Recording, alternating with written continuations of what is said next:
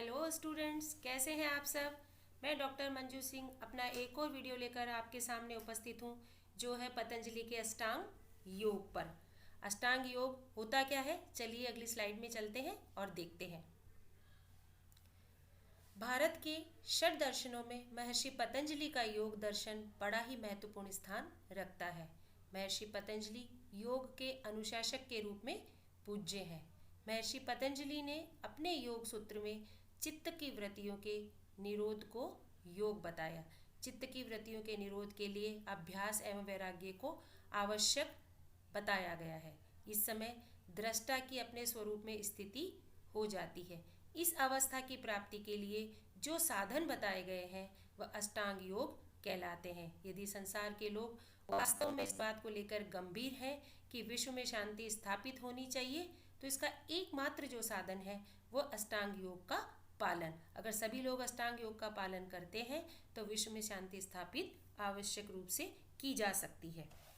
पतंजलि प्रतिपादित अष्टांग योग जीवन को व्यवस्थित तरीके से जीने की एक संपूर्ण वैज्ञानिक सिद्ध पद्धति है।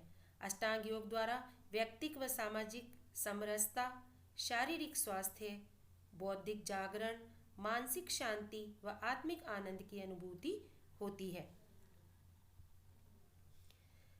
पतंजलि के अनुसार योग के 8 अंग कौन कौन से हैं? यम, नियम, आसन, प्राणायाम, प्रत्याहार, धारणा, ध्यान और समाधि। ये आप देख रहे हैं बच्चों स्क्रीन पर, इस डायग्राम में नजर आ रहे हैं कि यम, नियम, आसन, प्राणायाम, प्रत्याहार, धारणा, ध्यान और समाधि। पतंजलि के अनुसार ये योग के 8 अंग बताए गए हैं। इन अष्टांगों में प्रथम 2 जो नजर आ रहे हैं, यम और नियम, ये दोनों जो है यम और नियम, जो नीचे से फर्स्ट और सेकंड है, यम और नियम, इन दोनों को मुख्यतः आचार संबंधी अभ्यास के लिए आवश्यक बताया गया है।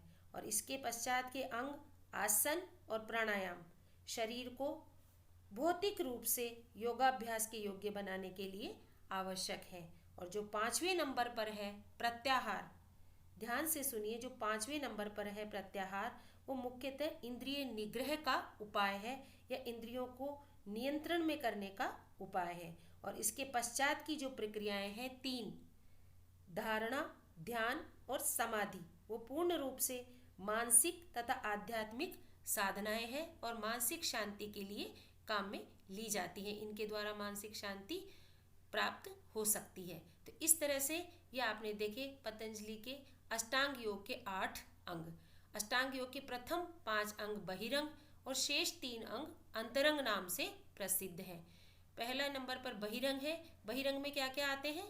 यम, नियम, आसन, प्राणायाम और प्रत्याहार, जो बाहरी तौर पर व्यक्ति को एक तरह से संतुलित बनाते हैं, शारीरिक तौर पर संतुलित बनाते हैं।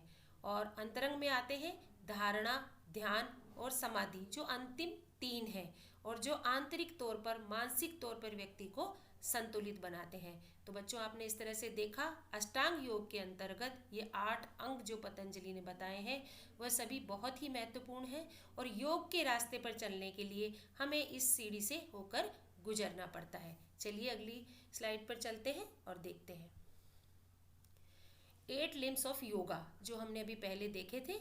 उन्हीं में से ये है कि यम, यहाँ इंग्लिश में दिखाया गया है, यम यानी एक्सटर्नल डिसिप्लिन्स, नियम यानी इंटरनल डिसिप्लिन्स, आसना यानी पोस्चर्स और प्राणायाम, प्राणायाम को ब्रेथ कंट्रोल कहा जाता है, प्रत्याहार विड्रोवल ऑफ सेंसेस और धारणा कंसंट्रेशन और ध्यान मेडिटेटिव अब्सॉर्बन और समाधि यूनियन इंटीग्रेशन। तो इस तरह से आपने देखा यम, नियम, आसन, प्राणायाम, प्रत्याहार, धारणा, ध्यान और समाधि, ये सभी मिलकर के 8 लिम्स ऑफ योगा कहलाते हैं, जो पतंजलि के अष्टांग योग को ही इंग्लिश में जाना जाता है। चलिए अगली स्लाइड पर चलते हैं और हम देखते हैं जो पहला है इसमें, जो हमने पहली सीढ़ी यहाँ पर देखी और जो कहलाती है यम।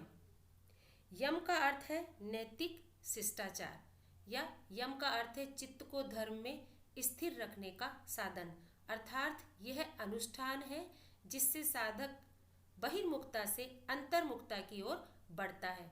बाहरी संसार से वो आंतरिक यात्रा की ओर बढ़ता है और यहाँ से उसकी यात्रा प्रारंभ होती है। कहाँ की कौन सी यात्रा?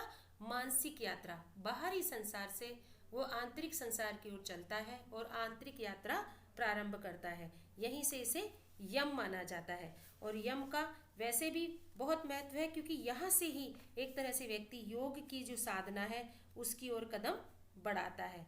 तो चलिए यम में और आगे देखते हैं कि यम में क्या है। यम के अंग साधक के लिए एक रक्षा पंक्ति का कार्य करते हैं, जिसके परिणाम स्वरूप हमें इंद्रियों के नियंत्रण में भी सहायता मिलती है। दूसरे शब्दों में यम अष्टांग योग का प्रथम भाग है और योग की आधारशिला भी कहा जाता है। हमने जैसा पहले देखा कि यम का अर्थ है चित्त की धर्म में स्थिर रखने का साधन, अर्थात धर्म के द्वारा, यम के द्वारा ही धर्म में चित्त लगाया जा सकता है या यम के द्वारा ही धर्म में मन लगाया जा सकता है। यम वह अनुष्ठान है जिससे साधक बाह्य मुक्ता से अंतर्मुक्ता, बाहरी संसार से अंदर की यात्रा शुरू करता है। इसका संबंध समाज से है, जिसके अभ्यास से जीवन पवित्र एवं सात्विक बनता है और साधक के मन में राग, द्वेष, अहंकार, लोभ, मोह आदि नहीं रहते और इसके अभ्यास से शारीरिक, मानसिक और आध्यात्मिक उत्थान के साथ साथ साधक का आत्म साक्षात्कार भी होता है। और यम के जो इसमें सब पॉइंट्स बताए गए हैं और वो है पहला अहिंसा। अहिंसा क्या होता है? अहिंसा को नॉन वायलेंस भी कहा जाता है और अहिंसा का शाब्दिक अर्थ जो आता है वह आता है हिंसा का अभाव या कष्ट का अभाव, अर्थात किसी प्राणी का अपमान न करना, उसे कष्ट न देना, शारीरिक या मानसिक किसी भी प्रकार की चोट न पहुंचाना, मन, वचन एवं कर्म से किसी भी प्राणी को किसी भी समय किसी भी प्रकार का कष्ट न देना ही अहिंसा है। अहिंसा का मार्ग कठिन तो अवश्य है, परंतु इसका फल बहुत मीठा होता है। महाराज मनु ने अहिंसा को मोक्ष का परम साधन कहा है और राष्ट्रपिता महात्मा गांधी जो थे वो भी इसी पर चलकर ही अंग्रेजों की दासता से भारत को आज़ादी दिला पाए।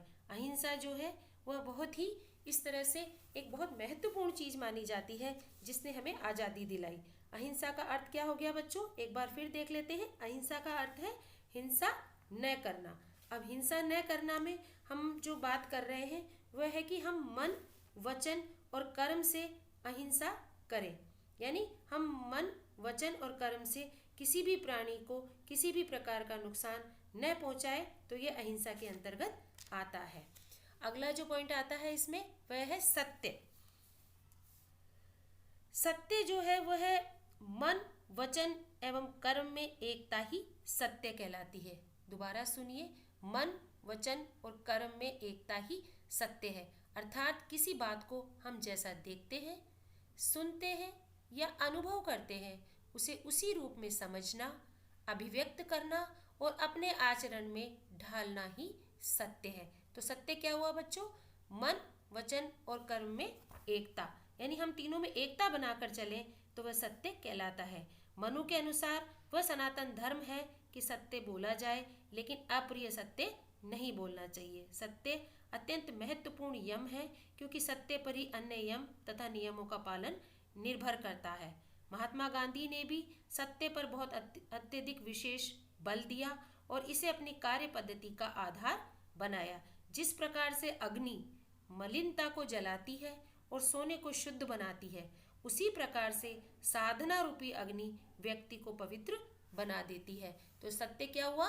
मन, वचन और कर्म से एकता रखना और हम जैसा मन से सोचते हैं, जैसा मुंह से बोलते हैं और जैसा हम कर्म करते हैं उनमें एकता हो, वही सत्य कहलाता है। अगले पॉइंट पर चलते हैं, तीसरे नंबर पर, और वह है अस्तेय। अस्तेय का अर्थ क्या है बच्चों?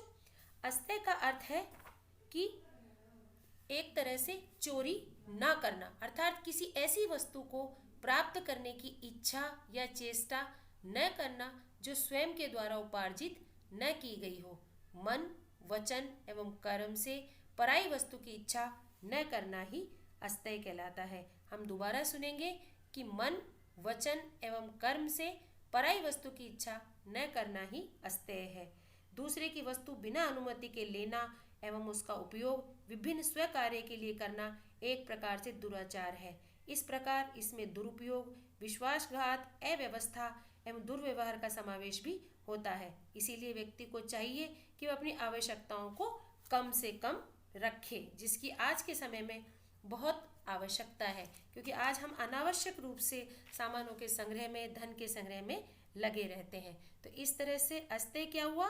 चोरी न करना या किसी ऐसी वस्तु को प्राप्त करने की इच्छा या चेष्टा न करना जो हमारे द्वारा या स्वयं के द्वारा उपार्जित न की गई हो, और मन, वचन एवं कर्म से पराई वस्तु की इच्छा न करना ही अस्तेय है। अगले पॉइंट पर चलते हैं, और अगला पॉइंट है ब्रह्मचर्य। मन, वचन एवं कर्म से इंद्रियों पर नियंत्रण करना ही ब्रह्मचर्य है। जैसा कि माना जाता था कि अविवाहित रहना ब्रह्मचर्य है, तो ऐसी बात नहीं है। अगर हम इसका जो बड़ा रूप देखें, इसका वृहद रूप देखें, तो मन, वचन एवं कर्म से हमारी जो इंद्रियां हैं उन पर नियंत्रण करना ही ब्रह्मचर्य है। ब्रह्मचर्य का पालन करने से ही साधक को उस आत्मिक बल की प्राप्ति होती है जो उसे मोक्ष तक पहुंचाने में उसकी सहायता करती है। तो ब्रह्मचर्य क्या हुआ? मन, वचन एवं कर्म से इंद्रियों पर नियंत्रण करना ही ब्रह्मचर्य है। ब्रह्मचर्य का पालन करने से क्या होता है? हमारा जीवन का एक परम लक्ष्य है मोक्ष तक पहुंचना, उसमें हमें सहायता मिलती है। तो ब्रह्मचर्य एक तरह से हम ये कह सकते हैं कि आत्म संयम है। इसका शाब्दिक अर्थ अगर हम देखते हैं तो इसका शाब्दिक अर्थ है आत्म संयम।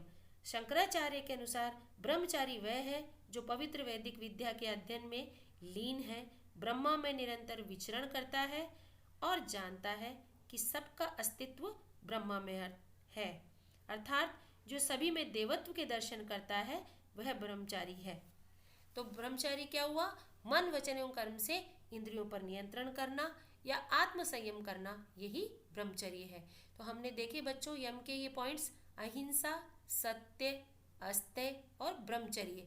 और अब हम चलते हैं जो पांचवें पॉइंट है इसका, और वह है अपरिग्रह। अपरिग्रह, परिग्रह का अर्थ है संग्रह करना।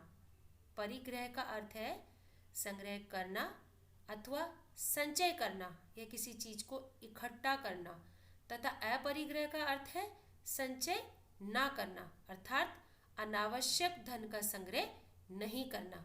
मूलभूत सीमित आवश्यकता से अधिक पदार्थों की लालसा करना ही अपरिग्रह है। अपरिग्रह, परिग्रह का अर्थ है संग्रह करना और अपरिग्रह का अर्थ क्या हुआ? संचय ना करना। दैनिक जीवन ठीक प्रकार से चलाने के लिए विभिन्न पदार्थों की आवश्यकता होती है। इन पदार्थों का आवश्यकता अनुसार सीमित प्रयोग ही उचित माना गया है। अतः मूलभूत सीमित आवश्यकता से अधिक पदार्थों की लालसा न करना, यानी हमारे पास जो मूलभूत हमारी आवश्यकताएं हैं उनसे अधिक पदार्थों की हम लालसा ना करें, तो यही अपरिग्रह है। मन, वचन एवं कर्म के आधार पर अपरिग्रह करना चाहिए। तो अपरिग्रह क्या हुआ बच्चों? एक तरह से अपरिग्रह हम कहेंगे कि हम अनावश्यक धन का संग्रह ना करें, हमारी आवश्यकताओं को सीमित रखें, यही अपरिग्रह है। हम किसी चीज का संचय ना करें।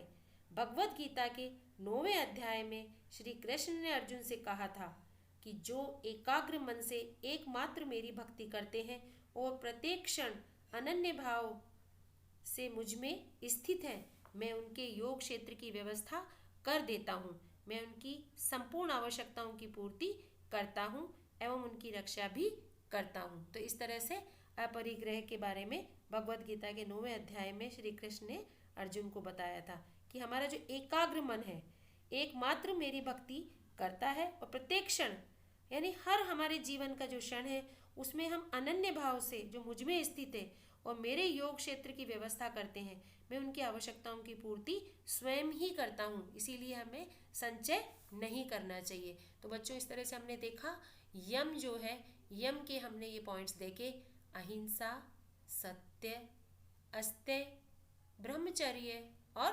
अपरिग्रह। चलिए अगली स्लाइड पर चलते हैं। यम के अंग क्या कहलाते हैं? यम के अंग यहाँ पर भी दिखाई दे रहे हैं, तो आप देख सकते हैं कि अहिंसा, सत्य, अस्तेय, ब्रह्मचर्य और अपरिग्रह, ये आपको इसमें भी नजर आ रहे हैं स्लाइड पर भी, तो आप इसको और अच्छी तरह से देख सकते हैं कि सत्य को तो बी ट्रुथफुली कहा गया है, सत्य के बाद में अहिंसा को नॉन वायलेंस, अस्तेय को ऑनेस्टी, ब्रह्मचर्य को मॉडरेशन ऑफ सेंसेस और अपरिग्रह को एप्टीट्यूड ऑफ नॉन पॉजेसिवनेस। तो इस तरह से ये यम के कितने अंग बताए गए हैं बच्चों? 5 अंग यहाँ पर दिखाए गए हैं। चलिए अगली स्लाइड पर चलते हैं और देखते हैं क्या है। अब आता है जो दूसरा, वो है नियम। नियम जो है वो एक तरह से अष्टांग योग का दूसरा महत्वपूर्ण अंग कहलाता है। पहला क्या था? यम, और दूसरा क्या है? नियम। नियम अष्टांग योग का दूसरा महत्वपूर्ण अंग है। समाज के द्वारा स्वीकृत नियमों के अनुसार आचरण करना ही नियम है। क्या नियम है? कि समाज द्वारा स्वीकृत जो नियम है उनके अनुसार आचरण करना ही नियम कहलाते हैं।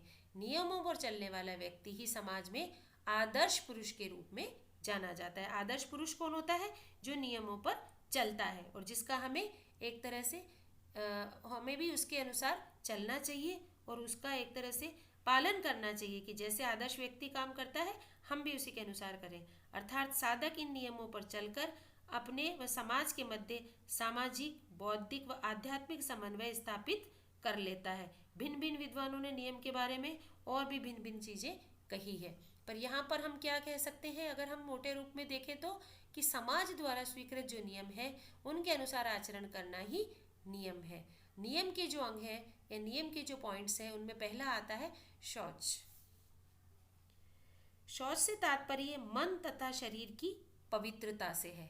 क्या है? शौच से तात्पर्य कि मन तथा शरीर की पवित्रता।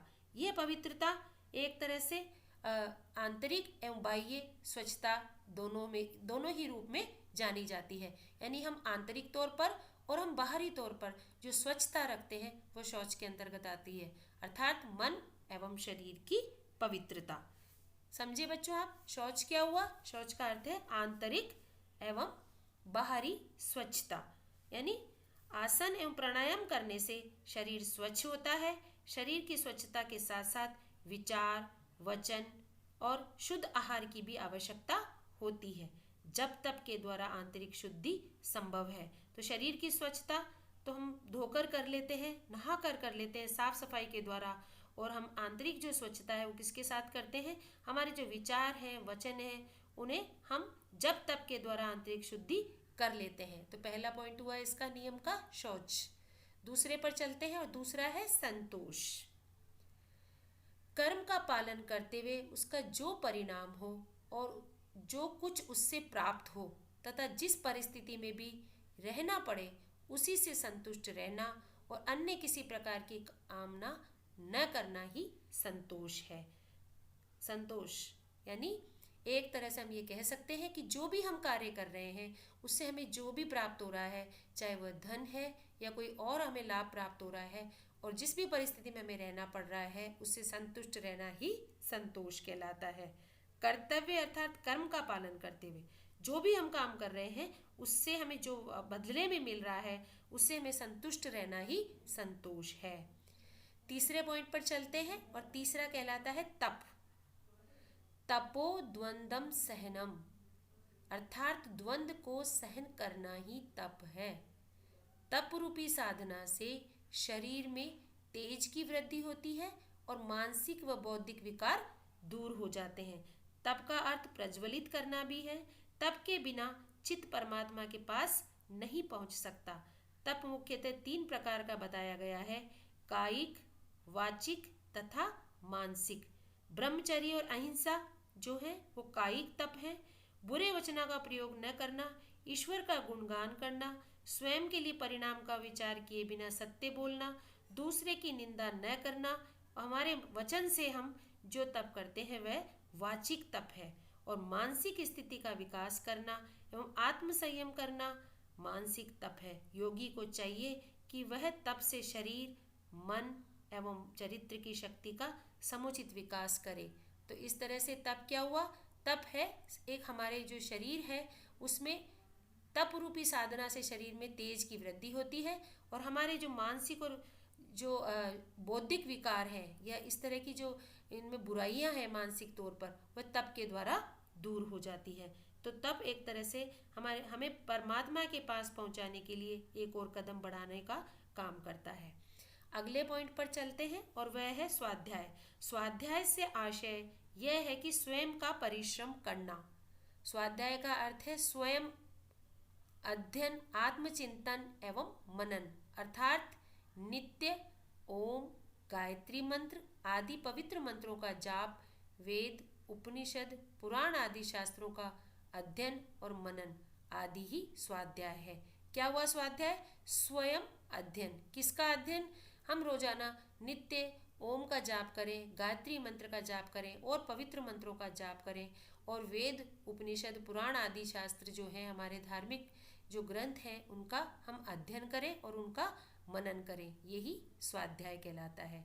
और अगला पॉइंट आता है नियम में और वह है 5वें नंबर पर, जो कहलाता है ईश्वर प्राणी ध्यान। योग शास्त्र में ईश्वर में ध्यान लगाने को सबसे अधिक उपयुक्त माना गया है। मन, वचन एवं कर्म से ईश्वर की भक्ति, उसके नाम रूप का गुण, लीला आदि का श्रवण, कीर्तन, भजन और समस्त कर्मों से ईश्वर में लीन होना ही ईश्वर प्राणी ध्यान है। पतंजलि योग सूत्र में ईश्वर को परम गुरु मानकर उसको सब कुछ अर्पण करने का तथ्य है। मन को वश में करना ही अति आवश्यक है।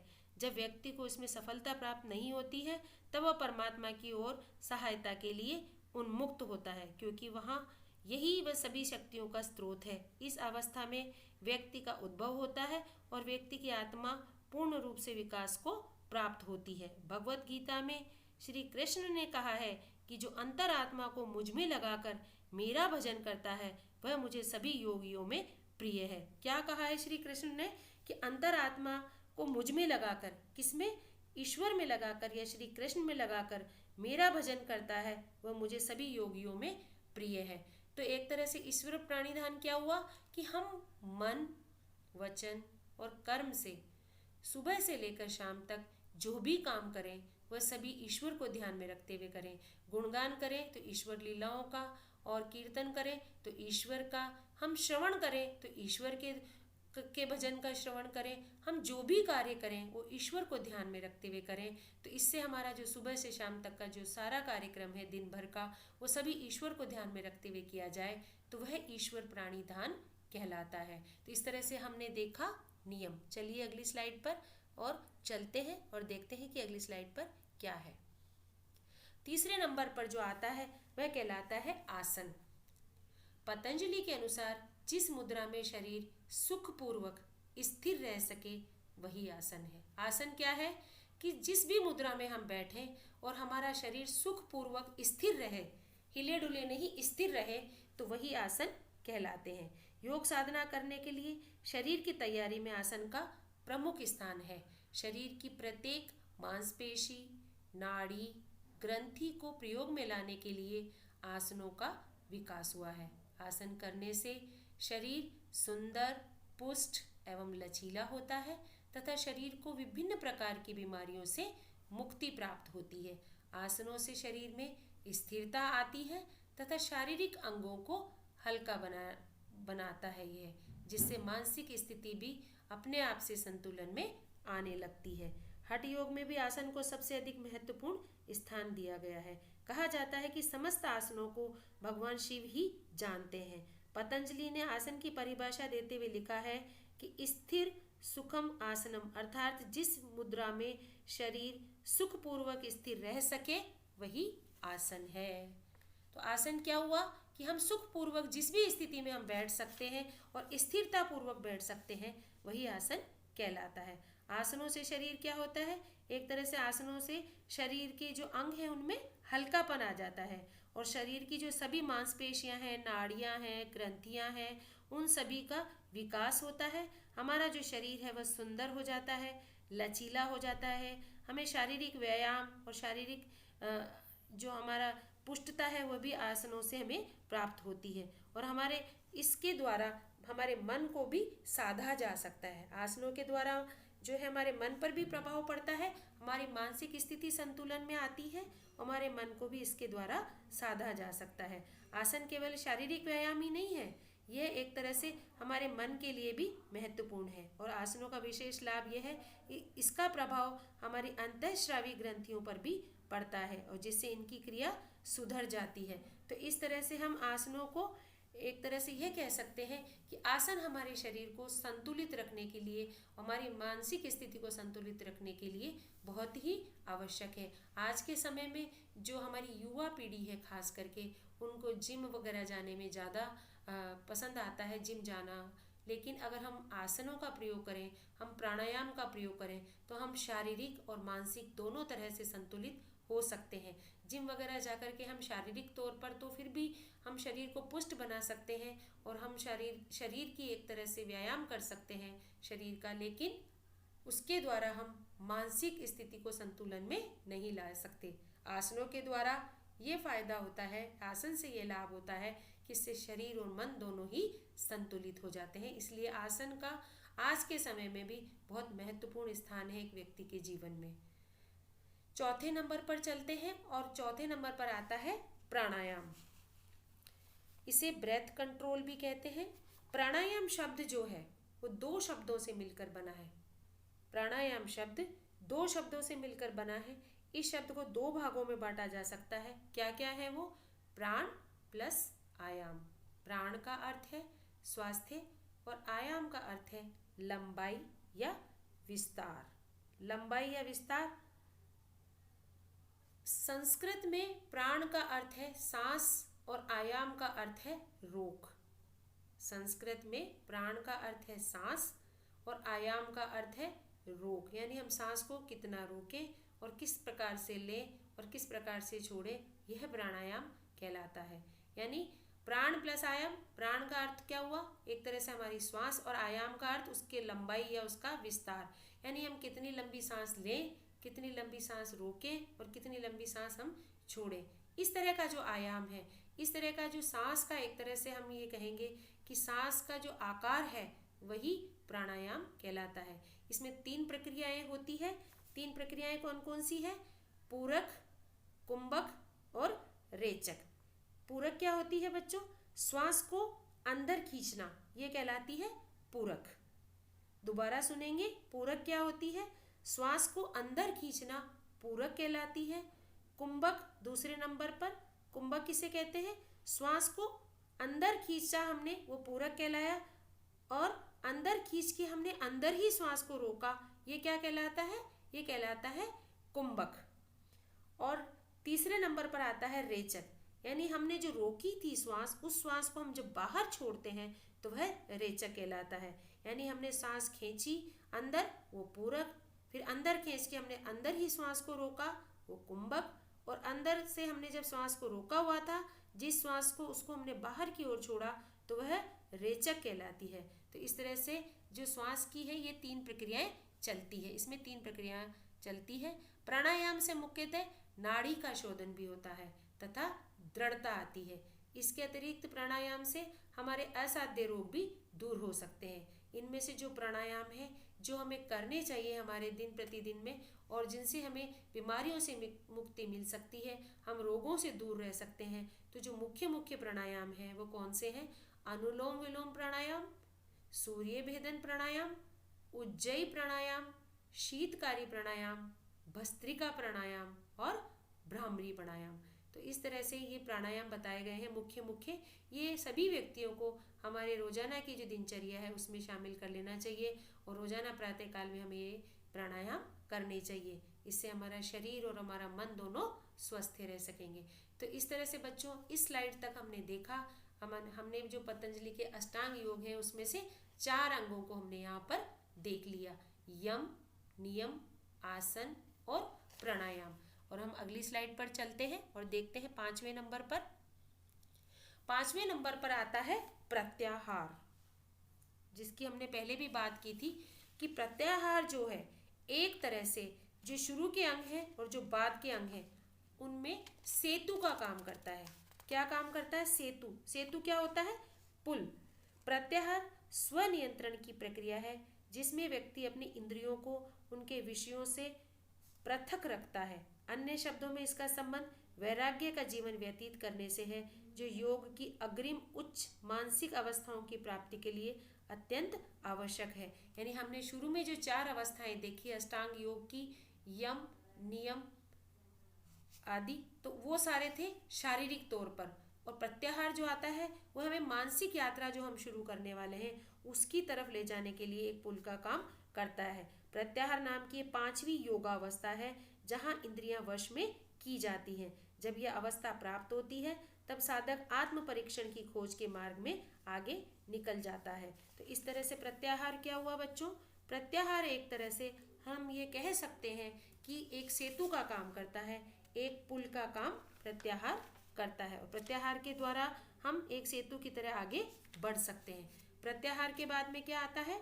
प्रत्याहार के बाद में आता है धारणा। धारणा का अर्थ है एक तरह से कंसंट्रेशन।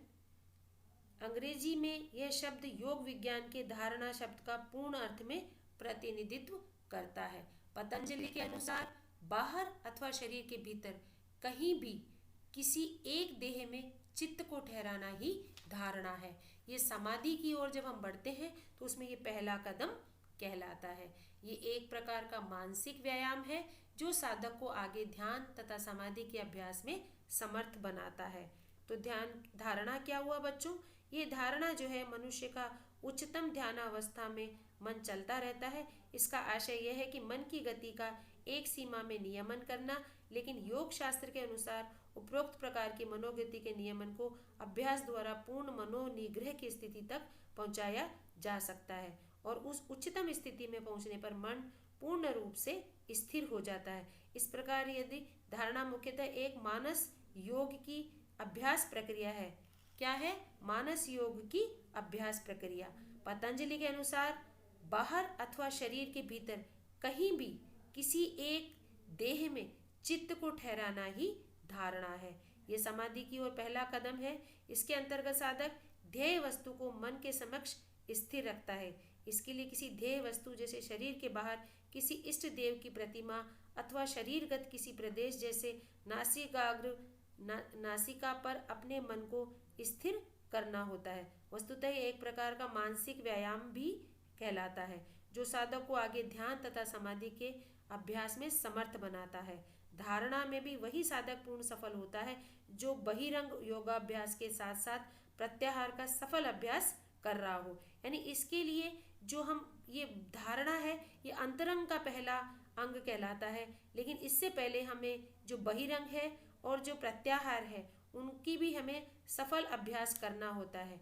व्यक्ति एकाग्रता अथवा ध्यान के बिना किसी वस्तु पर अपना प्रभुत्व प्राप्त नहीं कर सकता, और एक तरह से हम ये कह सकते हैं कि विश्व को रूप देने वाले और उसे नियंत्रण करने वाले परमात्मा का ध्यान किए बिना व्यक्ति अपने अंतर की आत्मा अथवा दिव्य को प्रकाशित नहीं कर सकता अथवा विश्व मानव नहीं बन सकता। इस ध्यान की प्राप्ति के लिए एक तत्व भाव बताया गया है। वह एक तत्व को सभी में व्याप्त है। प्राणी मात्र का अंतरतम आत्मा है जो अपने एक रूप को अनेक रूपों में परिवर्तित करते हैं। इसीलिए साधक एकाग्रता में प्राप्ति के लिए ओम पर ध्यान केंद्रित करता है जो परमात्मा का प्रतीक भी कहलाती है। तो इस तरह से जो धारणा है वह भी एक तरह से व्यक्ति को अंदर की तरफ जो यात्रा है उसमें पहला कदम तो है ही, और समाधि तक पहुंचाने के लिए भी एक बहुत ही महत्वपूर्ण कदम है। अगली स्लाइड पर चलते हैं और देखते हैं 7वें नंबर पर जो आता है अष्टांग में से वह कहलाता है ध्यान। धारणा से आगे की प्रक्रिया ध्यान है। ध्यान क्या है? धारणा से आगे की प्रक्रिया। जब व्यक्ति मन को ध्येय विषय पर स्थिर कर लेता है उसे ध्यान कहते हैं। धारणा से आगे की प्रक्रिया क्या है? ध्यान। और ध्यान क्या है? जब व्यक्ति मन को किसी विषय पर स्थिर कर लेता है उसे हम ध्यान कहते हैं। ये समाधि से पूर्व की अवस्था है।